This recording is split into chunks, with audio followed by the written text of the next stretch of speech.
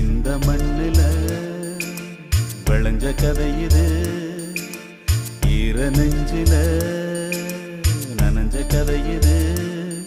இது கதையானாலும் வெறும் கனவா போனாலும் ஒரு வரலாறு தான், வீர தாலாட்டுத்தான்.